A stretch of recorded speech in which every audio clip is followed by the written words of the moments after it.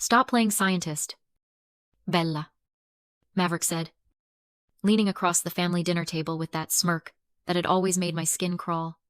Your little battery hobby isn't a real business. You're basically playing with Legos in a lab coat. My mother laughed a sharp, brittle sound that cut through the clinking of silverware. Oh, don't be cruel, Maverick, she said, waving her hand dismissively. It keeps her busy. We all need hobbies. My father didn't even look up from his steak. Just find a real job soon. Isabella, he muttered. Or maybe Maverick can hire you as a secretary. You're organized enough for that. I looked at them. My brother, the visionary, who couldn't read a balance sheet. My parents, who treated his failures like genius and my successes like parlor tricks. I didn't cry. I didn't argue. I just nodded. Understood, I said quietly.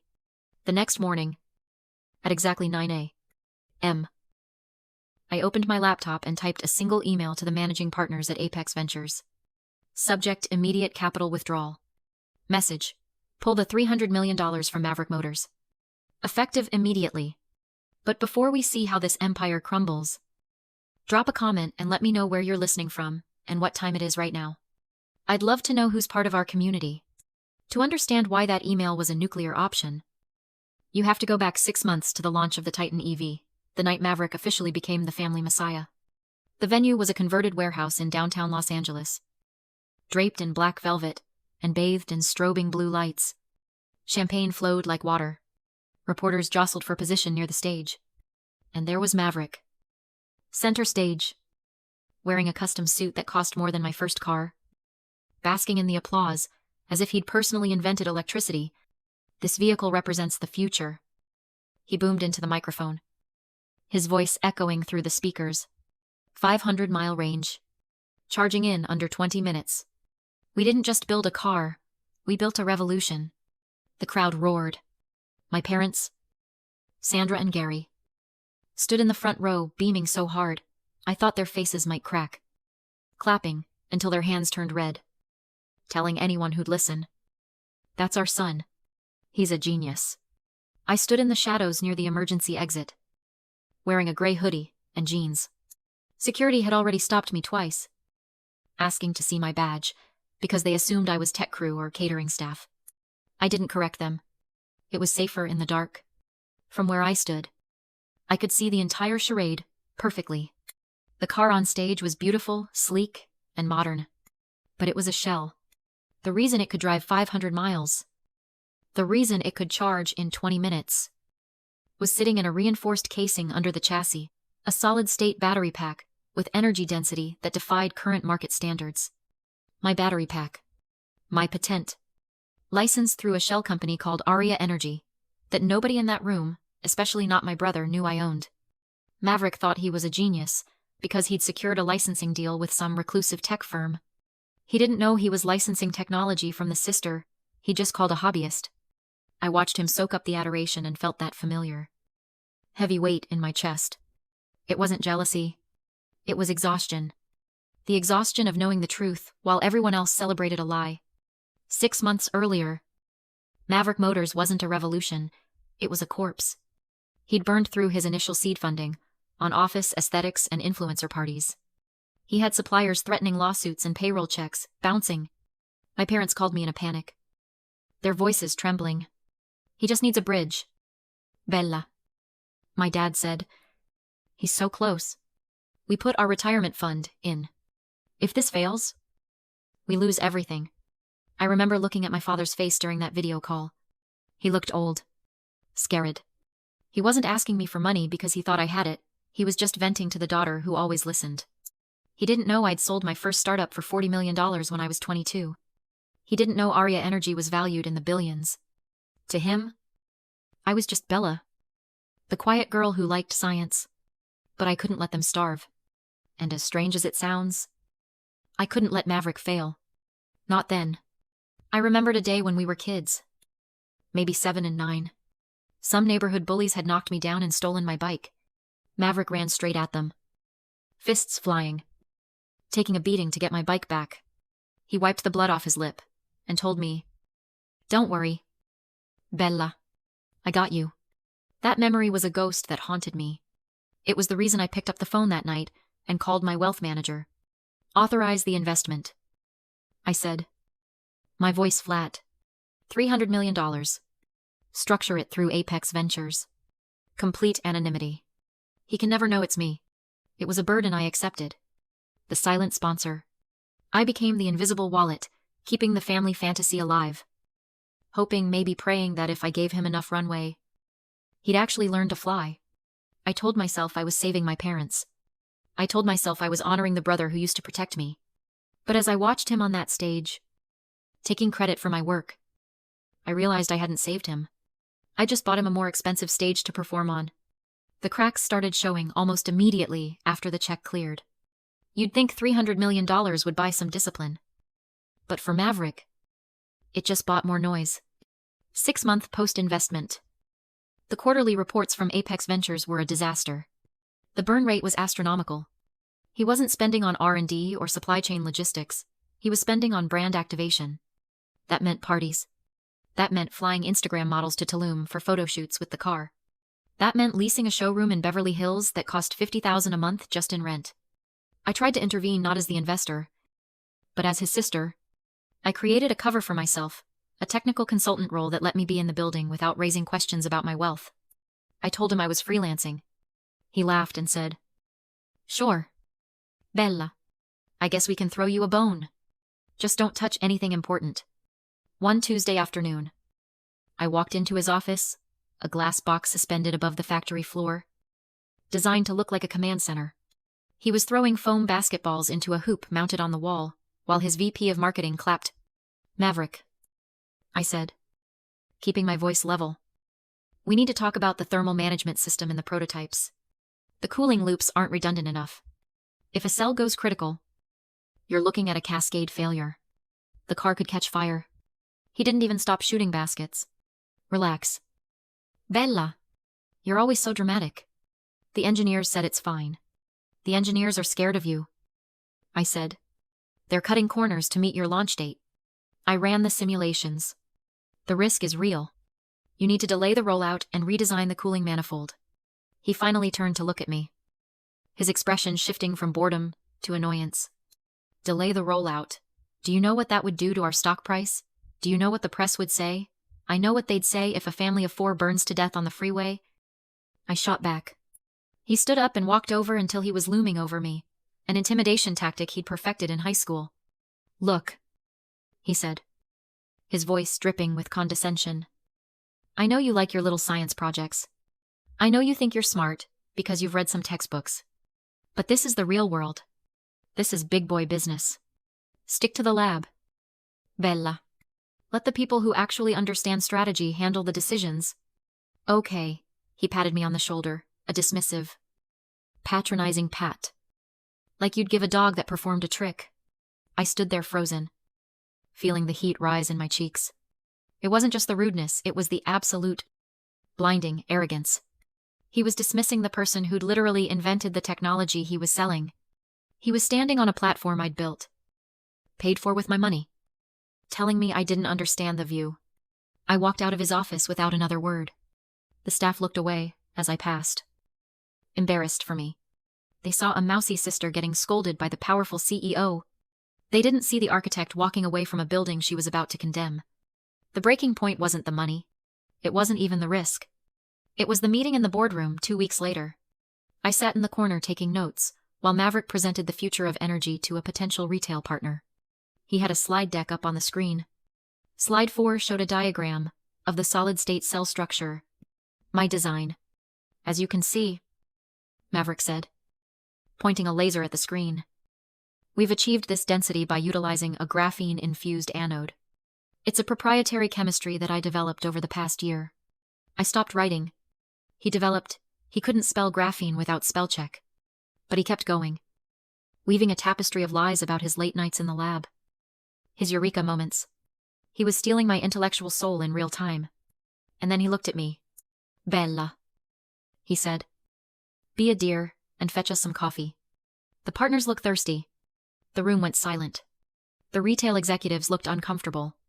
I was sitting there with a laptop, clearly taking minutes. Clearly working, and he'd reduced me to a waitress in a single sentence. I didn't get the coffee. I just stared at him.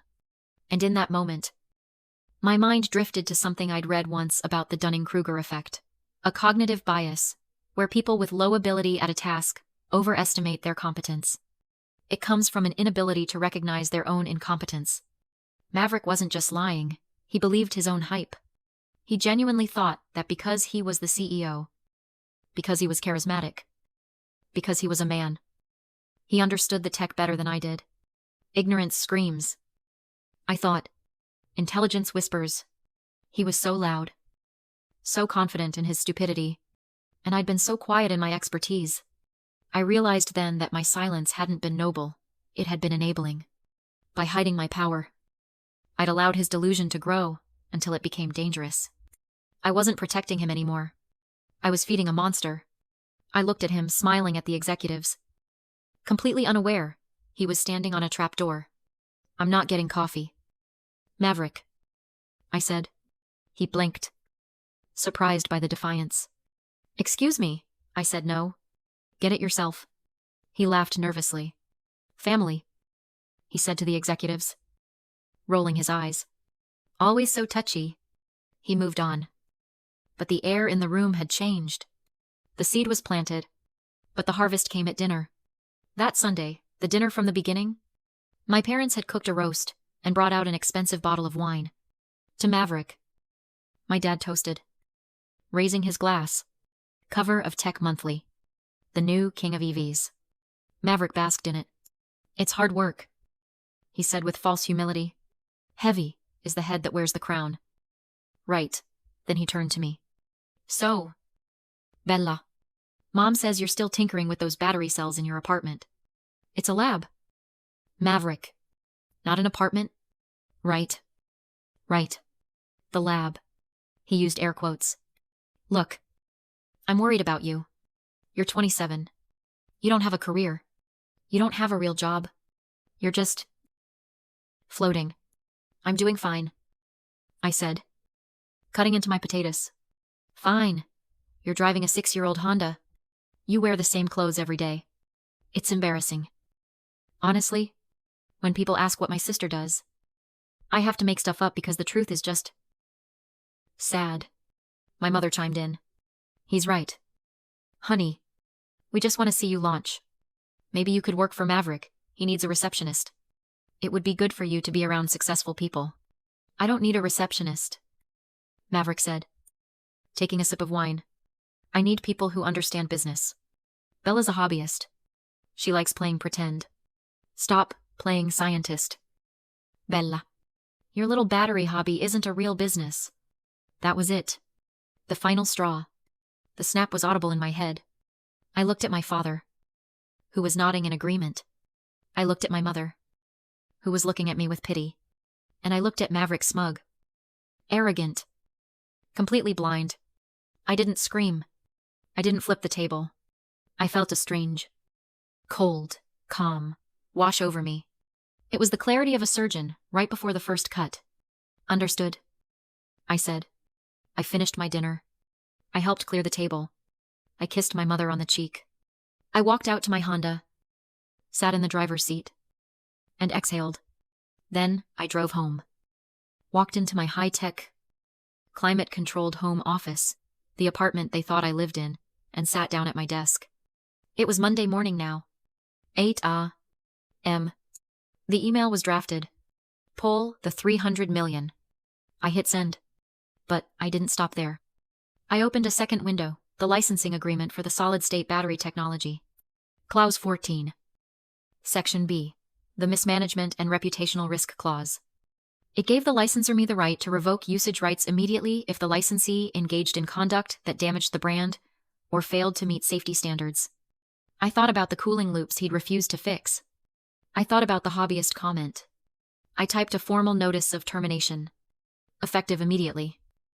Maverick Motors was barred from using, manufacturing, or selling any vehicle containing the Aria Energy solid-state cell. I hit send. This wasn't just pulling the money. This was pulling the heart out of his chest. I sat back and waited.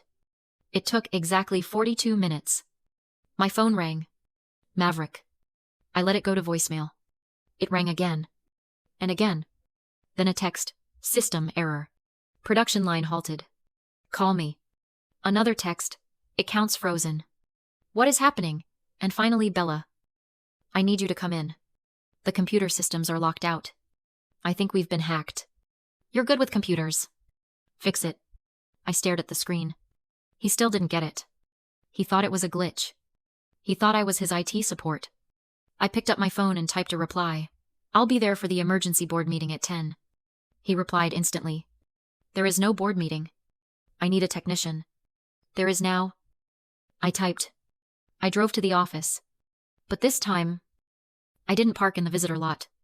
I pulled my Honda, which, ironically, I loved because it was reliable right up to the front entrance. I walked past the receptionist who usually ignored me. Good morning, Sarah. I said. Is the conference room open? She looked confused. Yeah. But Mr. Maverick is freaking out. I don't think you should go in there. It's okay, I said. I'm expected. I walked down the hallway. I could hear shouting from inside the boardroom. Maverick's voice. Find out who authorized this. Call the bank. Get Apex. Ventures on the line. I want heads on spikes. I pushed the heavy glass doors open. The room was chaos. Maverick was red-faced, screaming at his CFO. My parents were there too, sitting in the corner looking terrified. They must have rushed over when he called. When Maverick saw me, he stopped mid-shout and looked at me with pure disdain. Get out. Bella, he snapped. This is a crisis. I don't have time for you right now. We're waiting for the chairman of Apex Ventures to call in. I didn't leave. I walked past him, past the terrified executives, to the head of the table. The chair was empty. I pulled it out and sat down. I said, get out, Maverick yelled, stepping toward me. Are you deaf? This is for shareholders and investors only. I reached into my bag and pulled out a thick file folder. I tossed it onto the mahogany table. It slid across the polished surface and stopped right in front of him. You're waiting for the owner of Apex Ventures, I said, my voice calm, but projecting effortlessly to the back of the room. You're looking at her. The silence that followed was absolute, heavier than gravity. Maverick stared at me. He blinked once. Twice. What Apex Ventures? I said. Wholly owned subsidiary of Arya Energy, which is wholly owned by me. I authorized the $300 million injection 6 months ago to save you from bankruptcy. And this morning, I authorized the withdrawal because you're incompetent. That's not possible, he stammered. You're broke. You fix computers. I build infrastructure for Fortune 500 companies. I corrected. And I invent energy storage solutions. Speaking of which, I pointed to the second document in the file. That's a cease and desist order. The battery in your car, the one you claim to have invented, it's my patent. You were licensing it from a shell company I control. As of 8 a.m. this morning, that license is revoked. My father stood up, his face pale. Isabella, is this true? Ask your CFO, I said, gesturing to the man frantically typing on his laptop. The CFO looked up, his face gray. The wire transfer. It's verified. The recall account is registered to Isabella Henderson. And the patent holder is listed as I.H. Holdings. Maverick collapsed into a chair, looking like a puppet whose strings had been cut. You did this. You gave me the money. I tried to help you, I said. I tried to save you. I thought if I gave you a runway, you'd learn to fly. But you didn't learn. You just bought more expensive feathers. We're family, my mother cried out, finding her voice. How could you do this? You're destroying him. I'm not destroying him, I said. I'm stopping him from destroying everything else, including your retirement fund, which you invested without even asking me. I turned back to Maverick. You have a choice. You can resign as CEO immediately. Or I can let the withdrawal stand, pull the IP, and watch this company liquidate by Friday. If you resign, I'll keep the capital in. I'll restructure. I'll save the jobs of the 300 people who work here. But you are done. You can't do that, Maverick whispered. I'm the face of the company. You're a brand ambassador. I said. That's your new title. You'll cut ribbons. You'll smile for magazines. But you'll have zero operational authority. You won't sign checks. You won't touch engineering. You'll answer to the board. And the board is me. He looked at me, really looked at me for the first time in his life. He didn't see his little sister. He didn't see a hobbyist. He saw the person holding the lightning bolt. Fine, he rasped. Fine. The restructuring was brutal but efficient. I fired the marketing VP, who'd spent more time on parties than product. I promoted the lead engineer who'd tried to warn Maverick about the cooling loops. I brought in a real COO. My parents were removed from the payroll. Turns out Maverick had them listed as consultants while they did absolutely nothing. 6 months later, the company was profitable. The cars were safe. The hype had died down. But the sales were real. I stood on the factory floor one evening, listening to the hum of the assembly robots, a symphony of precision. Maverick walked by, giving a tour to some investors. He looked different. Keter. Humbled. He saw me, and stopped. He didn't sneer. He didn't make a joke. He just nodded a small, respectful gesture and kept walking. I walked out to the parking lot. The sun was setting, painting the sky in streaks of violet and gold. I walked past the rows of gleaming Titans to my car. It wasn't a Titan. It was a custom prototype. I'd built myself a small, unassuming coupe with a powertrain that could outrun anything on the road. I thought about the difference between us. Maverick was a decorator. He wanted things to look good. He wanted the shine, the applause, the surface. I was an architect. I cared about the foundation. I cared about the load-bearing walls and the wiring hidden inside the drywall. You can paint a building gold, but if the foundation is rotten, it faults. If the foundation is steel, it stands forever, even if nobody notices the beams. I got into my car. I didn't need them to clap for me anymore. I didn't need their toast at dinner. I pressed the start button, and the engine hummed to life, a sound of pure, silent power. I drove out through the gate, leaving the noise behind, heading toward a future I had designed, built, and paid for myself. If you've ever been the architect while someone else took credit for the decoration, share this story, and tell me in the comments, are you building in silence? Or are you ready to make your move?